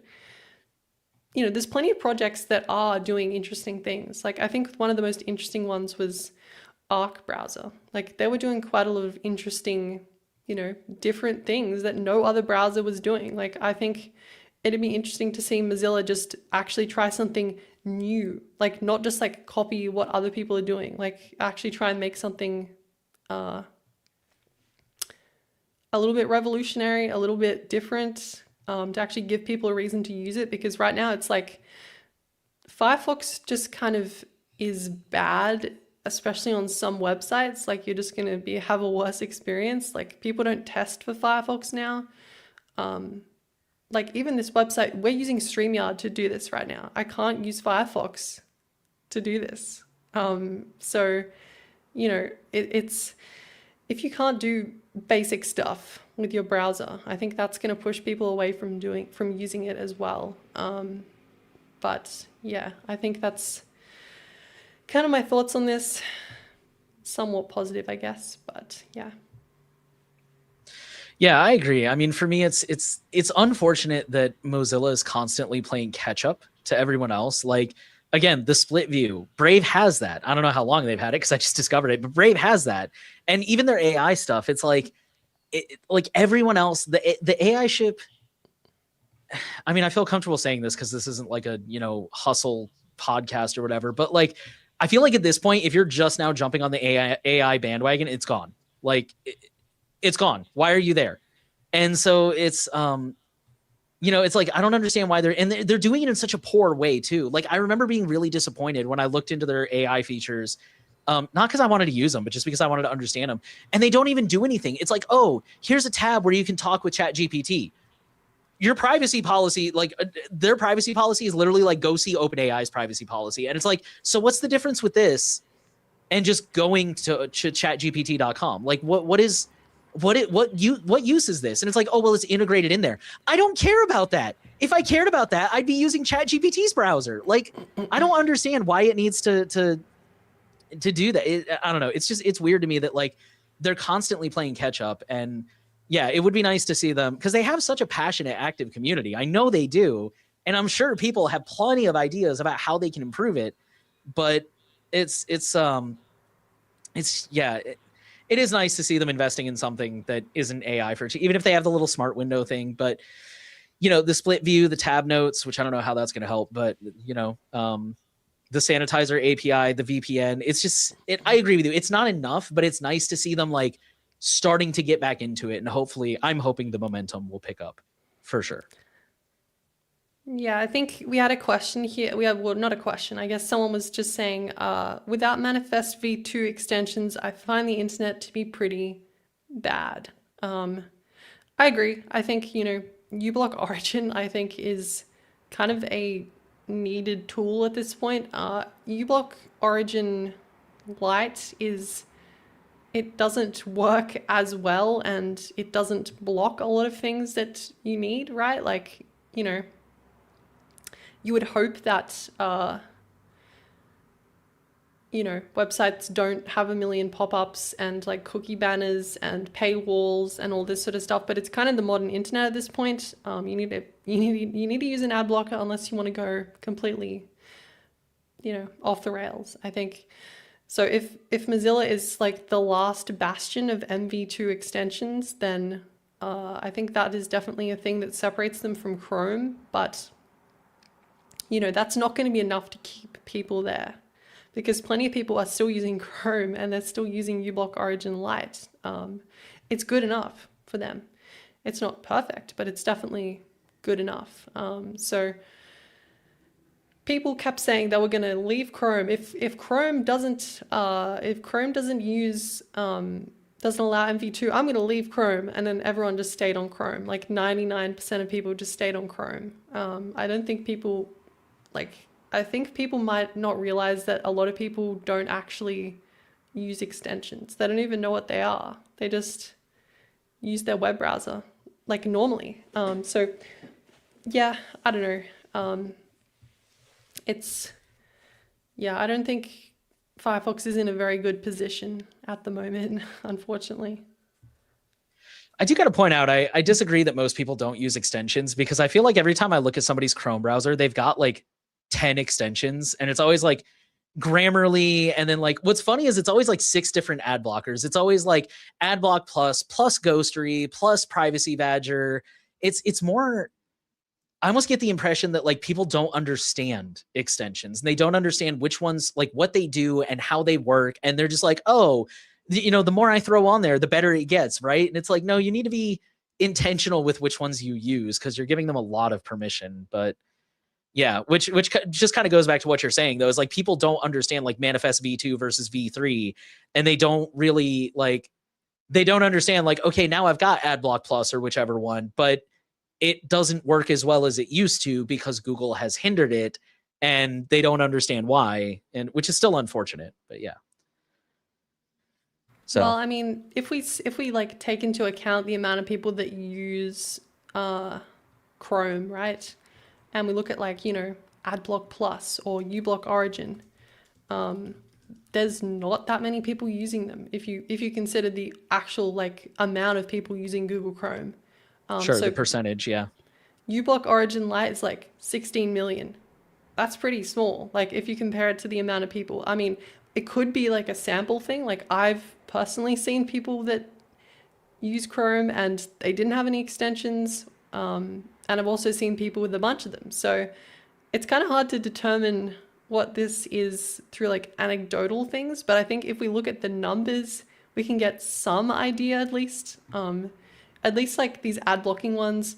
I mean, we could look at like other extensions that people are using and installing, probably, some really weird stuff. But it doesn't seem like it's super common. But that's just going off the numbers, I guess. It's not really No, super to back accurate. up what you're saying, one source says that Chrome has almost 4 billion users, 3.98 billion users worldwide, based on an estimate. So yeah, like 16 million people is not much. I don't know what the math is on that one. I'm not even going to try, but it's not much.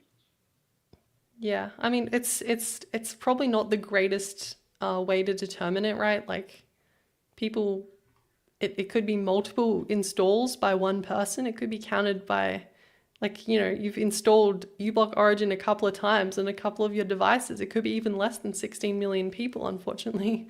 It doesn't exactly paint a very good picture.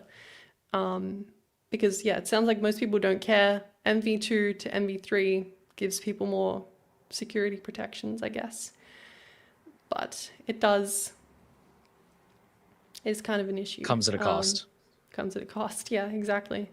Okay, so yeah, we could move on to the next forum thread here because we have talked about Firefox and Mozilla quite a bit. I feel like it's an easy topic to just kind of talk about for a long time because there's just so many issues. For sure. But this next one was someone started a thread. It was actually a very recent thread, only 16 hours ago. So favorite underrated hobby for staying productive. I'm looking for hobbies that aren't just fun, but also help clear your mind or improve skills in subtle ways. Anything offbeat that people swear by. I feel like this is definitely an off-topic section of the forum. I think this could be interesting to read some of these things here. I feel like Nate added this, so I feel like you have something you want to say about this. Do you? Yeah, I do. I wanted to add this one because I don't know about you guys. Okay, so a quick tangent off topic. When I used to work with Henry in surveillance report, he was very open about the fact that he's like, I do privacy all day. So when I'm not working, I don't really like listen to privacy podcasts or read privacy books. Like I need to detox from it. And now that I am also doing privacy full time, I haven't gone quite to that extent, but I get where he's coming. I mean, I understood it before, but now I'm living it. And so I think it's just really important to, I don't want to say touch grass because that's a very like disparaging term, but it's just really important, I think, for all of us to like take a breather, especially privacy. Like it can be so depressing sometimes because unfortunately, I feel like we do take more losses than wins a lot of the time. We don't get to wouldn't say we don't get to. We see a lot more bad news regularly about, Instagram rolling back and encrypted DMs and Android trying to crack down on third-party installations and this, that, and the other. And so it's very, it can be a little depressing sometimes because we only get the good news, like chat control was defeated. We only get that stuff every so often. So I really like this idea of like, what are your hobbies? just in general, I like these people talking about things they do. Like one person here said they read, which is pretty not really offbeat, but reading is a really good thing. And they said like they read a lot of fiction too. Like it's not all tech and privacy stuff. They read a lot of nonfiction, fiction. One person did mention self-hosting, which is a good way to learn more about tech and privacy. To your comment, one person did say, I didn't realize we had an off-topic section of the forum where we're allowed to talk about things unrelated. So yeah, definitely we do have that. And then somebody said they do chess. One of my favorites, they said, not sure it would qualify as offbeat, but I enjoy dribbling watercolors on potato slices, letting them dry out, and then taking photos of them. You blow up the images and they kind of resemble an aged artsy fartsy painting. One day I'll print and put these up for sale. And somebody replied, they're like, I'm gonna go on a limb and say it qualifies as offbeat. But it's a, and for the record, I thought that one was super cool. I want to see those too. Those sound awesome. But yeah, it's just, I guess, kind of a reminder for all of us to find something enjoyable that helps you unwind, because this stuff can be a lot sometimes, for all of us. I don't think you have to work in it full time, but it is really good to remember that there's privacy should be a means to an end, in my opinion. Like privacy should be what enables you to like take control of your online life and your data and build the life that you want. And that includes going out and doing other stuff sometimes. So yeah, I don't know if I have any underrated or productive. Also, that I just want to throw that out there. Personally, I'm a really big fan of like being productive and self-improvement and stuff like that. So obviously not everything has to be like when I'm playing video games, that's not always productive, right? But it's fun and it relaxes you. So yeah. Yeah, I think it's good to remember, not everything you do has to be productive. I think being unproductive a little bit, and doing things that aren't actually, you're not going anywhere. Like you're just doing something for the sake of it. It's like kind of the point of being human, right? Like we're not here just to produce and make things and make money and work. I think people need to also take time and do things like, Nate said, like gaming and all these other hobbies that people have put here. I think, taking time to be unproductive can help you be more productive. I think taking a break, taking rest is kind of important. And, I guess I'll throw in a couple of extra ones. I do think exercise is pretty important.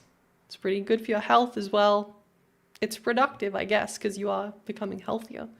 I think people should, if you're able, exercise regularly. It's an important thing. I think it doesn't really achieve any particular goal. It just is, it can be any sort of exercise is important.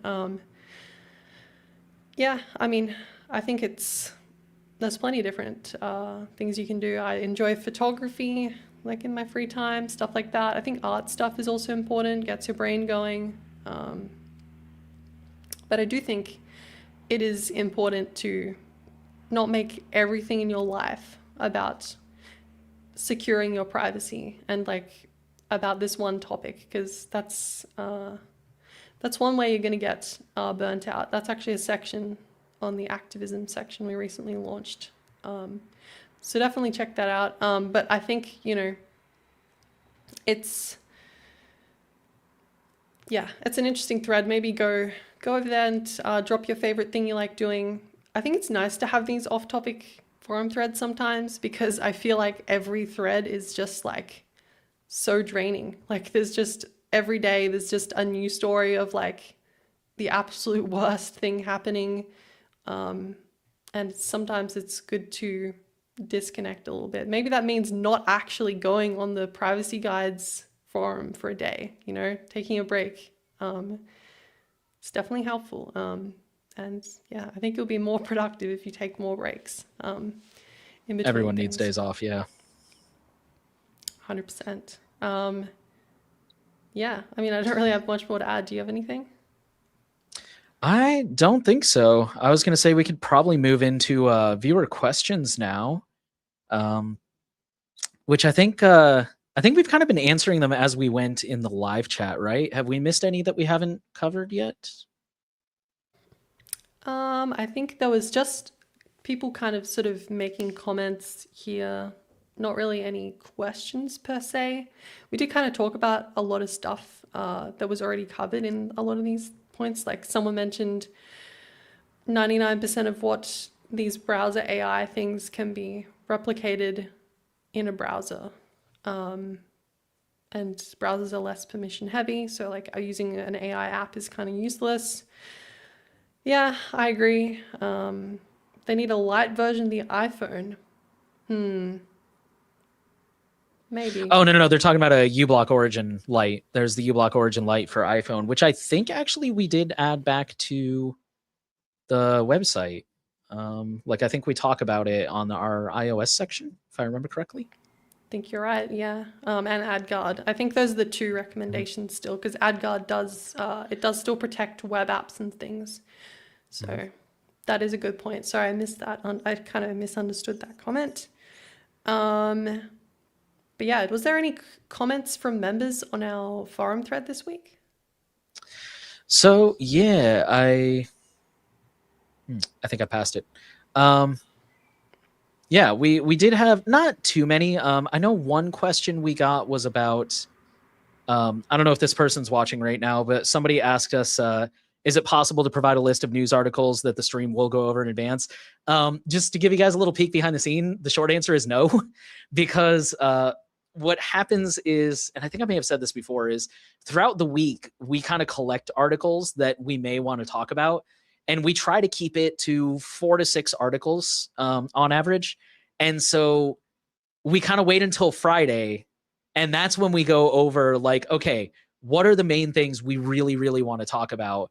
And what are the things that we can drop off to, like the news feed or the news section.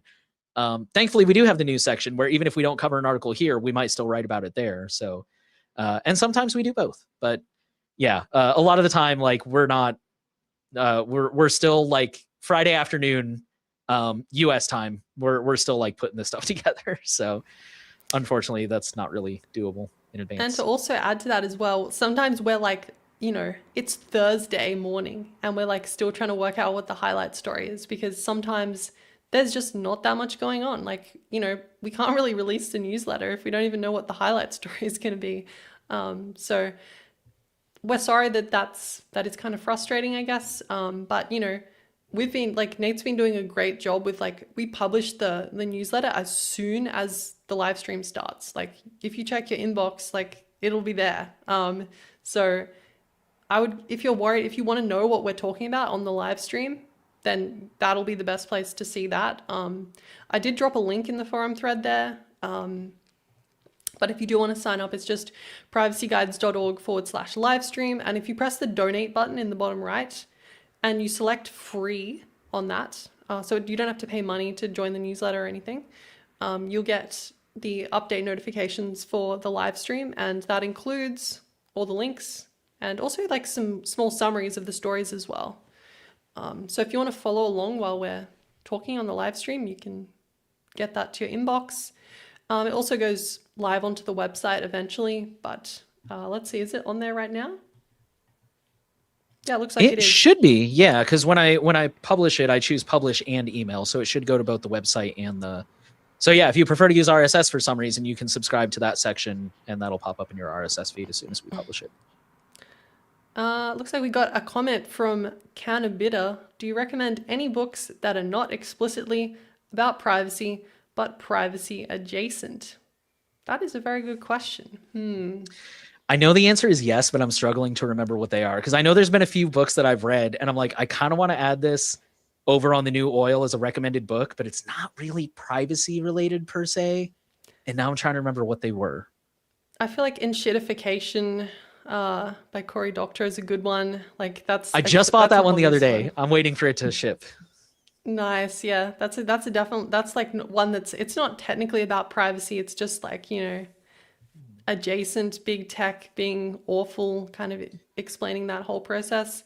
Andy Greenberg, who I think actually wrote one of the articles we covered today, or maybe one of the ones we were considering. Okay. But he's a writer for Wired, and he's written quite a few. Like Sandworm is really good, and that's about Russia's state hacking group. He's written Tracers in the Dark, which is it's divided into 4 sections, and the last section is about finding people who host CSAM websites on the dark web. So just fair warning, that was a tough read. The first 3 parts are great. That last part was a little rough to get through.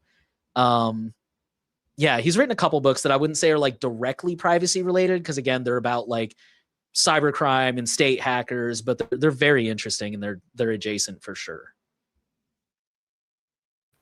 Yeah, I mean, I feel like you have quite a few different options to pick. Maybe you might have to. I reckon if you go to like Cory Doctorow's stuff, he probably has like a bunch of books that are semi-related to this whole thing, right? I think he's a good person to look at. But I don't know. Yeah, I can't really think of too many. I know there's like quite a few books about like sort of the AI stuff that's going on now. I saw those like one on my timeline the other day, the AI con. That's also an interesting one. I can't really think of too many other non-privacy related books. I can think of a lot of privacy related books, but just not like somewhat outside that. I haven't read it, but on the topic of AI, I've heard a lot of good things about if anyone builds it, we all die. Which is about the quest to build AGI, artificial general intelligence. So I haven't read it, but I've heard a lot of good things. So yeah, I don't reckon, can't really think of too much here, too much more. But yeah, was there any other things you were thinking on the forum thread here? The last thing I wanted to mention that you did, we mentioned it in the site updates, but somebody asked us to go over the homomorphic encryption story from Freya and just kind of explain it. Please go over the story for more people to understand it. Simply put, I think it's important to know and follow. So homomorphic encryption, and this is grossly oversimplified, but it's basically a way, and it's a real thing. It's not just theoretical. It's a way to process data on a remote server in a way where it's still encrypted and the server can't see your data. So hypothetically, like right now, let's use Google and Proton as an example, right? Google, and I might have this wrong, but correct. Well, this part I know I'm right. Google, you put your stuff on their server, you interact with it, but Google can see it. Proton, a lot of it has to be decrypted in your browser. So it tends to be a little bit slower because of that delay. Homomorphic encryption would be a way where it can still stay on the server and you can work with it in real time, but it would still be private. And I think it's designed more for oh man, I can't think off the top of my head, but I know it's not designed for things like Proton where it's like, oh, you can take that little performance hit. It's got very specific use cases. But the big problem is, and I don't know if this is a exaggeration or not, but Freya wrote here that it's thousands of times slower than processing the data normally. And I don't think that is an exaggeration. But so Intel's, so like literally, just to give a tiny bit more context, Proton mentioned this when they talked about Lumo and they were trying to figure out how they wanted to like make Lumo private. And they mentioned that they had entertained the idea of homomorphic encryption, except it would literally take about 10 minutes to get an answer back from your prompt. So like you type in your prompt, you go make coffee. Don't even just get a new cup, just make a whole new pot of coffee. And then you come back and hopefully your prompt will be ready for you. So it's not really feasible. It's not practical for most applications. But Intel released this new chip that they're calling Hercules. And it, across 7 key operations, Hercules was 1,000 to 5,000 times as fast. So it's still not quite there. Freya does talk about some of the challenges that are still facing homomorphic encryption here, but it is definitely really cool that we've seen such a major jump on this this technology, because if they can get it up to a more usable speed, like that really would be a game changer. That would be, I don't want to compare it to like nuclear fission or cold fusion or whatever it is, because that's one of those things that it's like, you know, oh, at this point, like no, some people aren't even sure it's possible because it's so far away. But it is one of those like holy grail kind of things that it's like, man, if we could do this, it would solve a lot of potential privacy problems. Although I do feel compelled to point out that at that point, the challenge would be getting companies to use it, as we're seeing Meta roll back end-to-end encryption. So there's already a lot of solutions that people just don't feel like using, but it would be nice to have this in our toolkit too, because again, there are specific use cases for it where I think people would readily use it. It's just not where we need it to be right now. So yeah. I think, I gotta be the AI hater on the podcast. So I'm gonna say, that if you do read the link, if you look at the link that Freya linked with this chip that they're working on, it does still mention, like, when they use this homomorphic encryption, it basically significantly increases the amount of memory that's used. And I don't know if you're aware of the global RAM shortage, the global computer component shortage. I feel like we don't need to make it any worse by doing this homomorphic encryption thing. I think, I would push, I don't recommend that you use these AI tools. I mean, if you have to, though, if you absolutely have to, there's local options. But I think one interesting thing that this sort of homomorphic encryption thing, or I guess it's like trusted computing, I guess, is that sort of, I feel like this is a similar thing. But I saw Yeah, there Freya was, mentions that in the article. okay, right. Yeah, so basically there was a VPN service that was doing this through Intel's SGX system to protect, basically it would be an additional layer, because when you trust a VPN service, you basically have to trust that they're not going to log your traffic, or they're going to, because there has to be processing that's done to actually facilitate the connection between you and the VPN server. So that can't be encrypted. But there was this VPN company that was saying that's what they were doing. They were using like an Intel SGX, like secure enclave system. So like basically no one would be able to get access to it. It would be in like a trusted platform thing. It's also interesting because I feel like Apple was also pushing this sort of thing. They're like doing their private cloud compute system.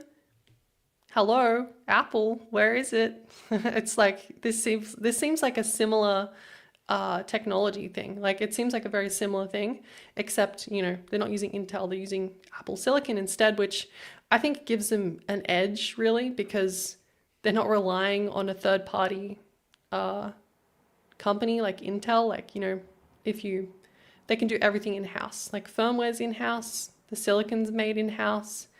I still think that they use fabricators still, but they're like a, what do you call that? Like a, I don't know. They don't fabricate the silicon themselves. They outsource it, I believe. But yeah, it kind of puts them in a better position to do that. But that still hasn't really appeared. I don't know what's going on with the private cloud compute thing. I think it's an interesting topic to keep an eye on, but I think, like Freya was saying, this is the constraints of this are too high. Like it can't do enough. But maybe this could be used as this technology could be used in a specific application like a VPN where it doesn't need as much processing power. I'm not sure, but I think it's definitely an area that privacy advocates should keep an eye on, because this is technology that could be used in a positive way. Hopefully not for AI, but if it's used for AI, I mean, I hope it offers some sort of extra privacy protection. I think one concern a lot of people have is their prompts being used for training data. If it was in a secure SGX, or I guess, what are they calling this one? They're calling it the trusted execution environment. fully homomorphic encryption chip in a Oh, that one. trusted security environment, or whatever Nate said. Yeah, I don't know. That would be better than people just giving their data straight to OpenAI. But I feel like the interest of these big companies is not in protecting people's privacy. They like to slurp up your data for training. So I'm not sure. This can maybe become more popular on like a niche product like Proton, but I don't think OpenAI or Google Gemini is going to sacrifice their speed, their processing power just for, protecting their the users' privacy, I don't think. Yeah, I mean, not to be overly optimistic, but I think the thing that makes me excited about this kind of stuff is that it's another step forward, right? Like, yeah, it's still not ready in this state. It's still too slow, and there's what did they say at the end here? For FHE to take off, there needs to be support at all levels. And then there's a company that focuses more on the software side of things. There's another company that's looking to move away from the limits of traditional computers and utilize photonics, computing with light, to speed up FHE even more. So there's still a lot to be done and different people trying to tackle it. I think what I like about it is just the fact that it is a step forward because FHE, yeah, I mean, it's I think we both kind of said the same thing, that like there's no guarantee that companies will use this. And Freya did even specifically mention like AI, maybe they said it could be the case that in a few years it'll be the norm to make a fully end-to-end encrypted query to Google or ask ChatGPT for dinner ideas in a fully end-to-end encrypted manner. But even if we get to a point where it's like, yeah, the resource usage is minimal, the speeds are minimal, like this is totally economically feasible, will it still be economically feasible for the company who collects all your data? Which at that point, I think this is kind of a different discussion, but I think there has been a rise in people caring about privacy. Just, you can tell in the marketing, right? Like everybody's always trying to like, oh, we care about your privacy with this product, even if they don't. They say they do, and we give you the option to opt out, and we don't train on your prompts, and like companies say that stuff, which to me tells me that there are people who are concerned about this stuff and maybe don't know as much as they should, maybe don't understand what the company's lying when they say that, or how to tell if the company's lying. But the point is, I think there will be some people who like, for all the crap we give Apple, I could totally see Apple, if this became, again, economically feasible, Apple being like, yeah, let's do this. And it's like, now that Apple's doing it, Google's got to keep up, or somebody's got to keep up. So they'll always try to find the way, just to be clear, they'll always try to find a way to do the bare minimum. So, even if Apple or if anybody were to roll this out, there will be other companies who are like, yeah, we encrypt your stuff at rest and we say that it's encrypted. We already see that right now, right? We see that with like companies saying, oh, we secure your stuff with military grade encryption, which means nothing. And it's just a marketing thing while they're doing the bare minimum. It's like, yeah, you use passwords and TLS. Nobody's impressed. But I don't know. My point being is like, it's definitely a different set of obstacles to get over, but it's still nice to see that this is taking steps forward, and even becoming an option in the first place, because that's really the first step, right? Is this has to be usable so that people can use it. And then hopefully from there, it'll become adopted. But at that point, we're speculating, and my crystal ball is currently in the shop, so I cannot predict the future. Yeah, but yeah, that's pretty much all I had to comment on that one. I mean, hopefully that is a useful discussion for you to understand it a bit better. I hope we explained it well enough and at least cut through some of the hype, because it definitely is a little bit hyped, I think. But yeah. Yeah, definitely. It's a complicated topic, so we like severely dumbed it down, but hopefully that did help. But I think that's everything we had for this week. So thank you guys for watching. All the updates from This Week in Privacy will be shared on the blog every week that we just talked about. So go ahead and sign up for the newsletter or subscribe with your favorite RSS reader if you want to stay tuned. If you are an audio listener, we have this podcast available on audio platforms, all podcasting platforms, and RSS as well. And the video itself will be synced to PeerTube. So stay tuned for that. Privacy Guides is an impartial, nonprofit organization that is focused on building a strong privacy advocacy community and delivering the best digital privacy and consumer technology rights advice on the internet. If you want to support our mission, then you can make a donation on our website, privacyguides.org. To make a donation, click the red heart icon located in the top right corner of the page. You can contribute using standard fiat currency via debit or credit card, or you can donate anonymously using Monero or your favorite cryptocurrency. Becoming a paid member unlocks exclusive perks like early access to video content and priority during the This Week in Privacy live stream Q&A. You'll also get a cool badge on your profile in the Privacy Guides forum and the warm, fuzzy feeling of supporting independent media. Thank you all so much for watching, and we will be back next week. See you next week.